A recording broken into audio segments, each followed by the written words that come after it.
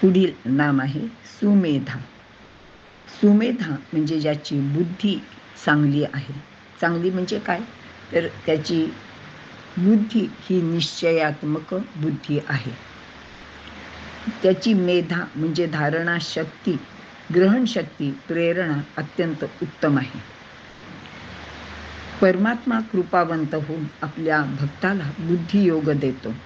चांगली बुद्धी म्हणजेच बुद्धियोग देण्याचे सामर्थ्य केवळ या भगवंताजवळच आहे. भगवंताची स्वतःची बुद्धी निश्चयात्मक आहे आणि त्यालाही निश्चयात्मक बुद्धी आवडते. भगवंताने गीतेमध्ये बुद्धीचे वारंवार कौतुक केले आहे. म्हणून ते आपल्या भक्ताला सुद्धा कृपावंत होऊन बुद्धियोग प्रदान करतात. भगवंत गीतेत सांगतात की ज्यावेळी हा अर्जुन बुद्धियोगाश्रयी होईल तेव्हाच तो तरुण जाईल. असा हा बुद्धियोग देणारा भगवंत, त्याची बुद्धी सुमेधा म्हणजे सुंदर, उत्तम अशी आहे. पुढील नाम आहे मेधजो. मेधा ही बुद्धीची अत्यंत प्रगत अवस्था आहे. तैत्तिरीय उपनिषदात हा भाग आलेला आहे. साधन ज्यावेळी रोजच्या जीवनाचा भाग होतो, सत्संगामुळे चांगल्या गोष्टीची आपल्याला आवड निर्माण होते, त्यावेळी या मार्गाविषयी आवड निर्माण होऊन मग त्या मार्गावरून चालण्याचा जेव्हा आपण प्रयत्न करतो, तर हा प्रयत्न करणे ही बुद्धीची पहिली पायरी आहे. तिला ज्ञान असे म्हणतात.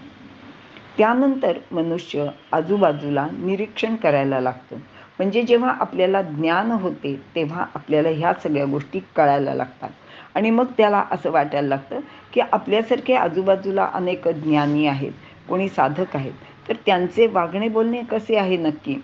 तर मग ते पाहून तो आपल्या साधनेत काय नक्की सुधारणा करायला हवी ते पाहतो आणि जेणेकरून आपली प्रगती होईल असा ह्याचा निश्चय सुद्धा होतो. हे जेव्हा समजते तेव्हा त्याला आज्ञान असे म्हणतात. आज्ञान म्हणजे संपूर्ण ज्ञान. तरीसुद्धा जेव्हा आपले मन स्थिर नसते, ते इकडे तिकडे भटकतही असते, पण साधनेत असल्याने तो आपले मन असे अस्थिर असू नये, इकडे तिकडे जाऊ नये यासाठी प्रयत्नशील राहतो. आणि त्याला जेव्हा असे समजते तेव्हा ती बुद्धीची तिसरी पायरी म्हणजेच विज्ञान आहे.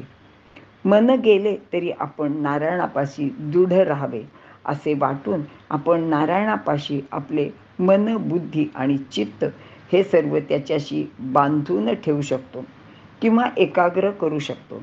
त्यावेळी त्याला प्रज्ञान असे म्हटले आहे. संयमपूर्वक आपण जेव्हा त्याचे पाशी मनाला बांधून ठेवतो त्यावेळी बुद्धीला अशी अवस्था प्राप्त होते. तेव्हा परमात्मा आपल्यावर कृपा करतो. त्यावेळी जी बुद्धीची प्रगल्भता भगवंत देतो तिला मेधा असे म्हणतात.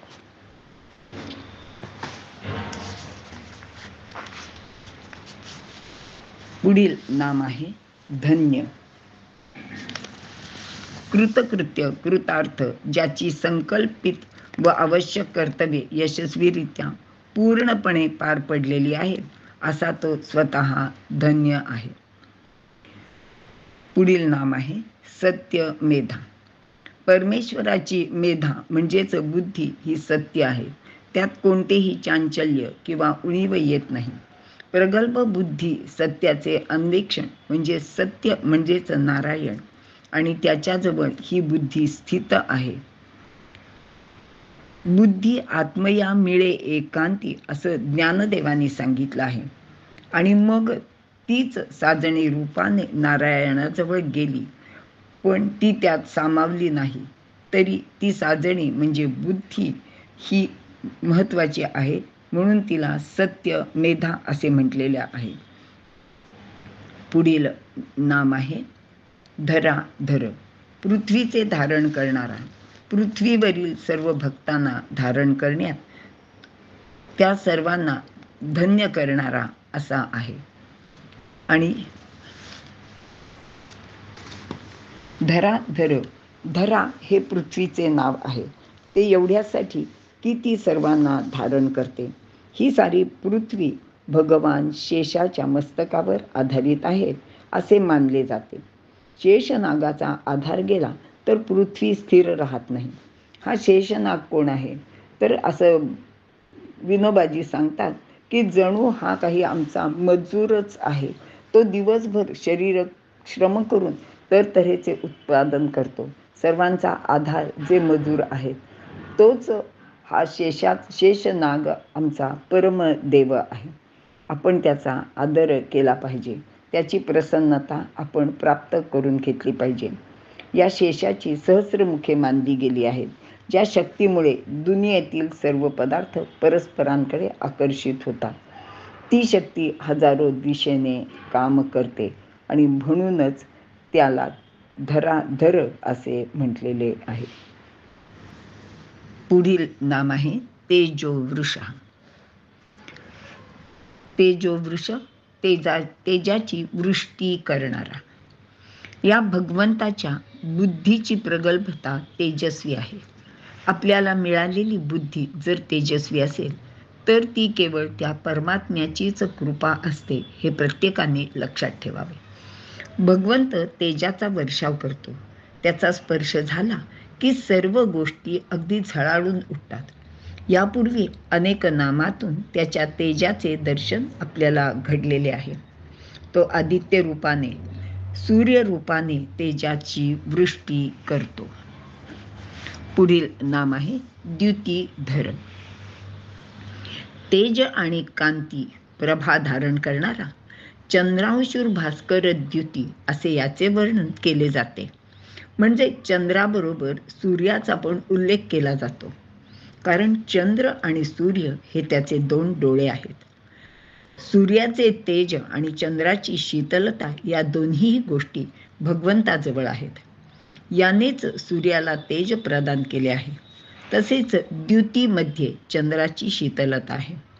चंद्र प्रकाशमान आहे, तो प्रकाश देतो, पण तो तापदायक नाही.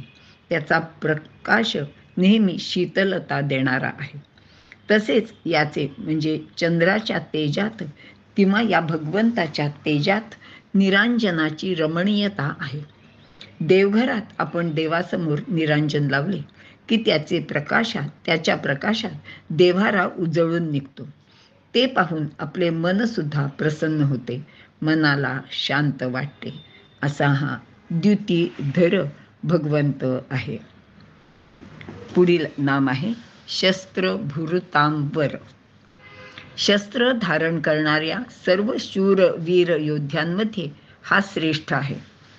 याच्या हातात गदा व धनुष्य तर आहेतच, पण यापूर्वी आपण पाहिले आहे की गदा ही मारुतीचे सुद्धा शस्त्र आहे. ती त्याच्या हातात नेहमीच असते. आणि श्रीकृष्णाच्या म्हणजे भगवंताच्या बरोबर भीमाच्या हातात सुद्धा ही गदा आहे. गदा हे शस्त्र अनेकांचं आहे. तसेच धनुष्य हे रामरायांचे जवळही होते. त्याचबरोबर धनुष्य म्हणजे अर्जुनाजवळ होते, कर्णाजवळ होते, अनेक योद्ध्यांजवळ होते. त्याच्यामुळे ही दोन्ही शस्त्रे हे फार काही वैशिष्ट्य नाही. तर याचे वैशिष्ट्य असे आहे की शस्त्रभूतांबर म्हणजे इतर कोणाकडे नसलेले सुदर्शन चक्र फक्त या भगवंताचकडे आहे. म्हणून तो सर्व शस्त्रभूतांबर म्हणजे शस्त्र धारण करणाऱ्यामध्ये सर्वश्रेष्ठ असा आहे. पुढील नाम आहे प्रग्रह. विशेष रूपाने ग्रहण करणारा किंवा प्रग्रह म्हणजे लगाम. घोड्यांचे लगाम आवरून त्यांना योग्य मार्गावर ठेवतो. त्याचप्रमाणे जो इंद्रिय आणि मन यांना आवरून योग्य मार्गावर ठेवण्यासाठी मदत करतो.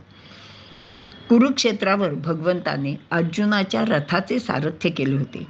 त्यावेळी त्याने त्याच्या रथाच्या घोड्याबरोबरच अर्जुनाच्या मनाचा लगाम खेचून त्याला युद्धाला प्रवृत्त केले होते. म्हणून आपण सुद्धा आपल्या देहरूपी रथाचा सारथी भगवंतालाच करायला हवा. आपला देह आणि मन किंवा देहरूपी रथ आणि मन, बुद्धी इत्यादी या भगवंताच्या स्वाधीन केले तर तो आपल्या भरकटलेल्या मनाचे लगाम खेचून आपल्याला योग्य मार्गावर आणतो आणि म्हणूनच त्याला प्रग्रहो असे नामाभिधान प्राप्त झालेले आहे. निग्रह त्याच्या श्रीविग्रहावर जे एकाग्रता करतात त्यांना तो निग्रह प्रदान करतो. निग्रह ही गोष्ट केवळ परमात्म्यांनीच द्यावी लागते, कारण श्रीविग्रहावर एकाग्र होण्यापर्यंत आपण प्रयत्न करू शकतो. यम, नियम, प्रत्याहार, प्राणायाम इत्यादी सर्व गोष्टी आपण प्रयत्नपूर्वक करू शकतो, पण ध्यान आणि समाधीत आपण काहीच करू शकत नाही. ते काम भगवंत करतो आणि तो हे सर्व आपल्याला कधी देईल ते आपल्याला माहीत नसते. पण ज्याने आपल्या मनाचे लगाम भगवंताचे हाती दिले आहेत त्यांना भगवान निग्रह प्रदान करतो. अर्थातच त्यासाठी साधकाने अथक प्रयत्नही करावे लागतात. पुढील नाम आहे व्यग्र. ह्या भगवंताला हे नाम का प्राप्त झाले ते आपण पाहूया. कारण हा भगवंत सतत कोणत्या ना कोणत्या कामात व्यग्र असतो, दंग असतो. कोणती कामे असतात बरे? तर धर्मसंस्थापनाचे काम असते, किंवा भक्तांना पावण्यात, त्यांना मदत करण्यात, त्यांची संकटे दूर करण्यात तो नेहमीच व्यग्र असतो किंवा तो गढून गेलेला असतो. तो सतत भक्तांचे घरी त्यांची कामे करायला, त्यांना मदत करायला जातो. जसे नाथांच्या घरी हा शिखंड्या म्हणून पाणी भरायला सुद्धा गेला आणि नाथांना त्यांच्या पूजेच्यासाठी किंवा घरामध्ये त्यांच्या पत्नीला अनेक गोष्टी करायला हा मदत करायचा. तर पांडवांचे घरी यांनी उष्ट्या पत्रावळी उचलण्याचे काम केले. युद्धाचे वेळी अर्जुनाला सारथी हवा आहे असे अर्जुनाने याला सांगितले, तर भगवंत त्याचा सारथी सुद्धा झाला. भक्तांसाठी कोणतेही काम करण्यात हा नेहमीच व्यग्र असतो. पुढील नाम आहे नैकशृंग. ज्याला अनेक शिंगे आहेत. वेदांमध्ये अग्निरूपाने प्रकट झालेल्या महादेव रुद्राचे 4 शिंगे असलेला असे वर्णन आहे. आता ही 4 शृंगे भगवंताच्या पूजनाने आपल्याला प्राप्त होतात.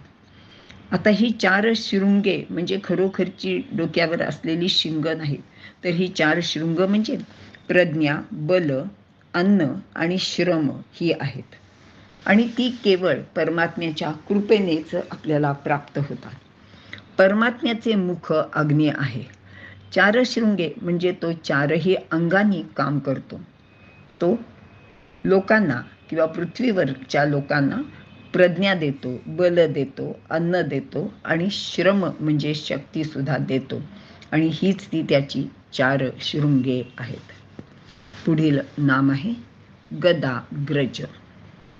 निगद नावाचा मंत्र आहे तो नारायणाने रचलेला आहे, कारण ज्यावेळी नारायण प्रगट झाला त्या पाठोपाठ हा मंत्र प्रगट झाला. अग्रज म्हणजे आधी जन्माला आलेला. मंत्राच्या आधी हा प्रगट झाला तो नारायण निगद मंत्राचा अग्रज आहे.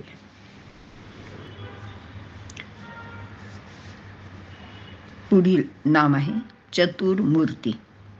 विराट, सूत्रात्मा, अव्याकृत आणि तुरीय हे 4 ओंकाराचे पाद म्हणून सांगितलेले आहेत.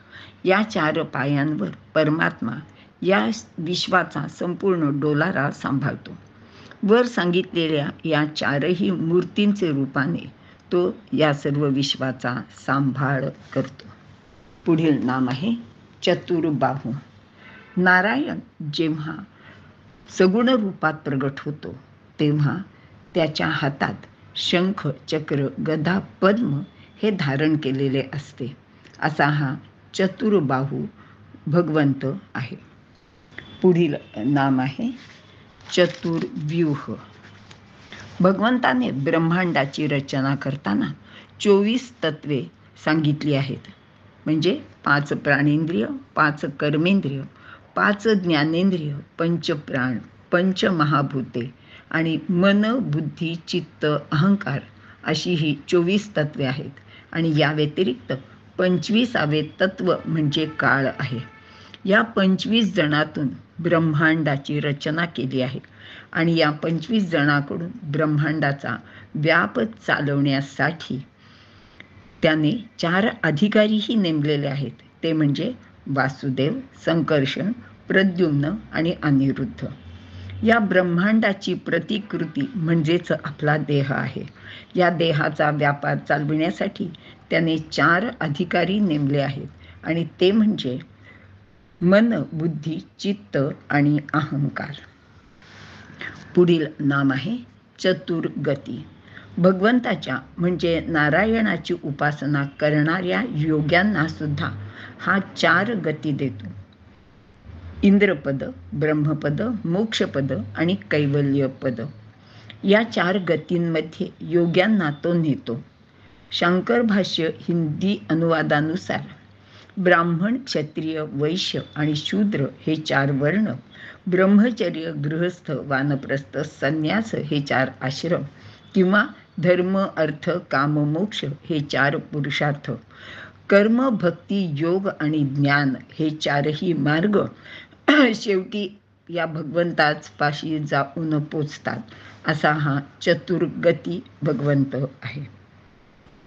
पुढील नाम आहे चतुरात्मा. या देहात नारायण 4 पद्धतीने कार्य करत असतो.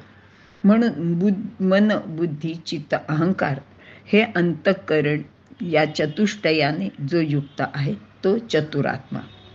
चतुर्भाव, धर्म, अर्थ, काम आणि मोक्ष हे मनुष्य मात्रांच्या जगण्याचे 4 भाव आहेत. चतुर्वेद विद. वेद सुद्धा 4 आहेत. ऋग्वेद, यजुर्वेद, सामवेद आणि अथर्ववेद.